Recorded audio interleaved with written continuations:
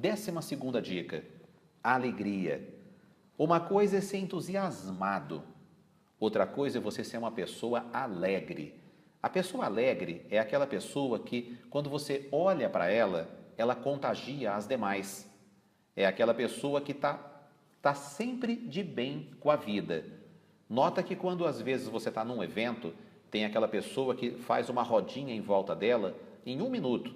Ele chegou na festa, ele está sozinho, mas ele transmite um bem-estar tão grande que logo a maioria das pessoas que vão chegando vão rodeando esse indivíduo e ali vão conversando, vai tornando um clima cada vez mais leve, um clima cada vez mais participativo.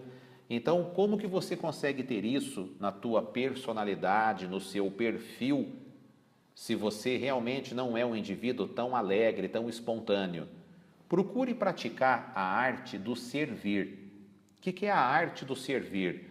Quanto mais você ajudar as pessoas que estão ao seu lado, quanto mais você gerar valores para essas pessoas, mais bem-estar, mais alegria você vai sentir. O verdadeiro sentido da vida, vai ter uma hora que você vai concordar com isso, é ajudar o próximo sem pedir nada em troca. Quando você ajuda o próximo, a pessoa que vive com você, a pessoa que está ao seu lado, isso vai te trazer um sentimento de satisfação tão grande, tão genuíno, que vai tornar tudo que você fizer, todos os seus atos, mais alegres, mais leves e mais contagiantes. Então a alegria não é algo que você consegue fingir. A alegria é algo que você consegue compartilhar desde que você a tenha. 13ª dica, otimismo. Eu acabei de dar um exemplo quando o entrevistador perguntou sobre a crise do país.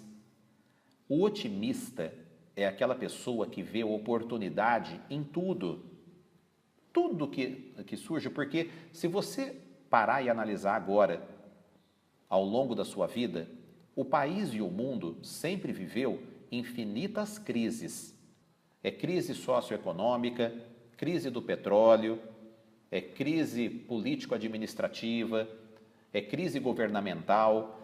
Então, como o país sempre vive crises atrás de crises, o otimista, ele sempre procura uma oportunidade de driblar a crise e conseguir obter resultados melhores.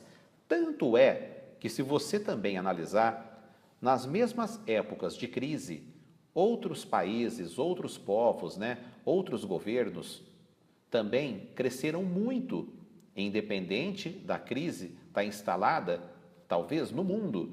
Por quê? Porque é nessa hora que você analisa o que é ter uma visão positiva para a vida e uma visão negativa para os fatos, para as reações. O indivíduo otimista, ele sempre busca alguma coisa para melhorar.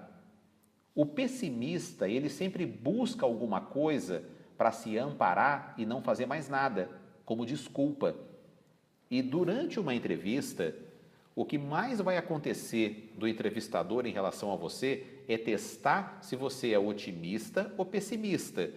E nessa hora você se entrega de bandeja. Nessa hora, se você realmente for uma pessoa pessimista, todas as situações que ele colocar diante da conversa, você vai concordar e ainda vai enaltecer mais ainda os fatos ruins. E se você for um otimista, você até pode concordar, mas você vai buscar uma saída criativa para que aquele fato possa ser amenizado, pode ser diminuído, para que a empresa, o país, o mundo possa continuar evoluindo. Tem uma orientação muito interessante que eu quero que você guarde e que você utilize para o resto da sua vida, para que você tenha um otimismo a maior parte do tempo. São algumas orientações. Primeira, evite falar coisas negativas. Segundo, elimine a maior parte das pessoas que te puxam para baixo na sua vida. Quando eu falo elimine, não dê tanta atenção. Procure ficar mais próximo daquelas pessoas que te carregam para situações melhores e não com aquelas pessoas que te puxam para situações piores. E tem a terceira grande dica, né? A terceira grande orientação é procura usar o tempo todo a palavra edificação. O que é a edificação? A edificação é você, ao longo da sua vida, estar sempre valorizando nas outras pessoas o que ela tem de melhor. Quando você consegue fazer isso, o seu otimismo acaba contagiando o próximo ou a sua equipe e todo mundo acaba produzindo muito mais e melhor. 14ª dica: humor. Com certeza, uma entrevista de emprego não é uma brincadeira. Muita coisa está em jogo, mas isso não significa que o humor não possa ajudá-lo. Ele pode aliviar o clima, deixando você e seu entrevistador à vontade, mas o ideal é usá-lo com moderação.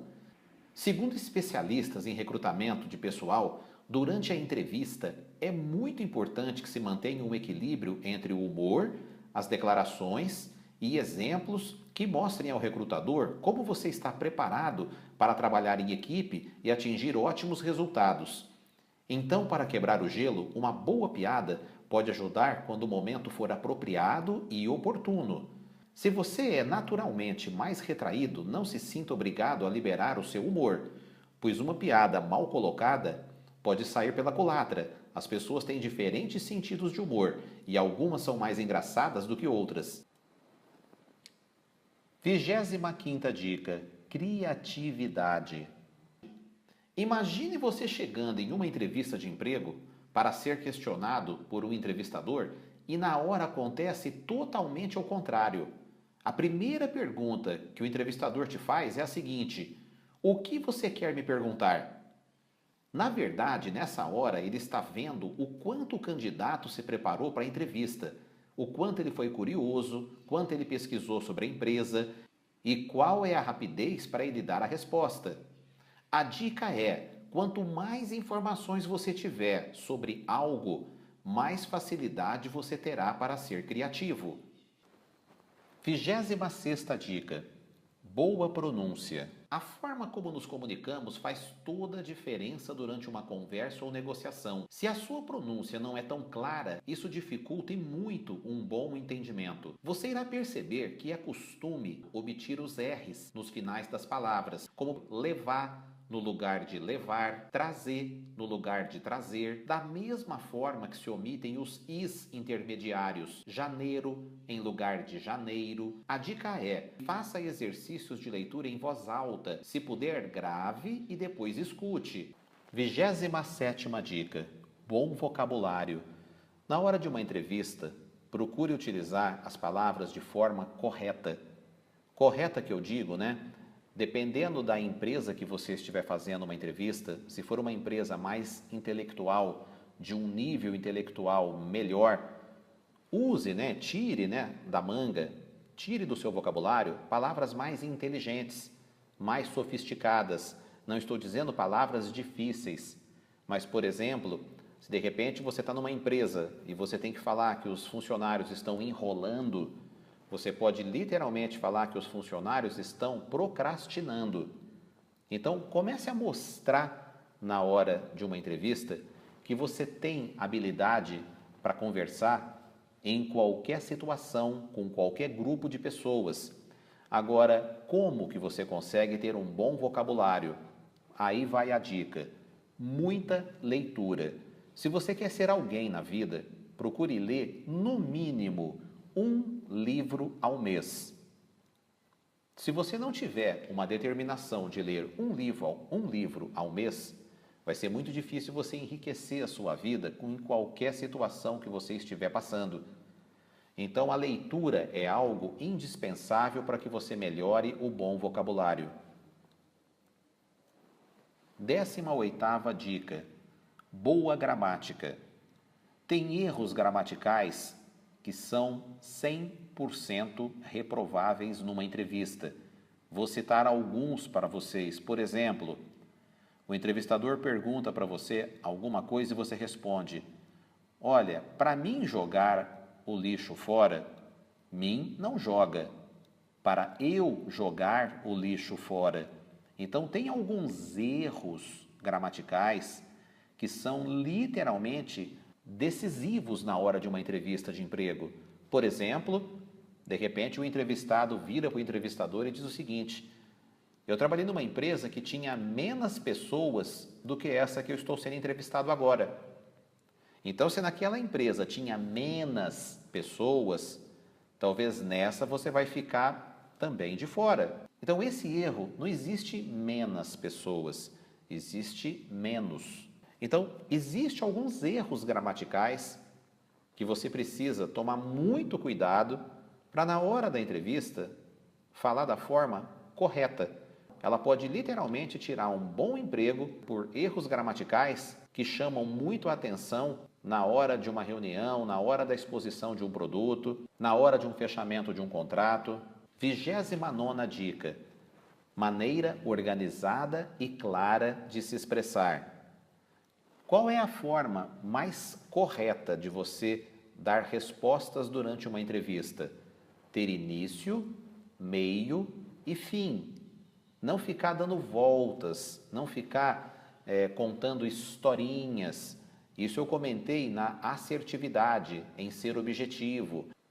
Quando você tem respostas organizadas, claras, com fatos, com situações e que levam a algum resultado, essa é a melhor resposta que você poderia dar para qualquer tipo de pergunta.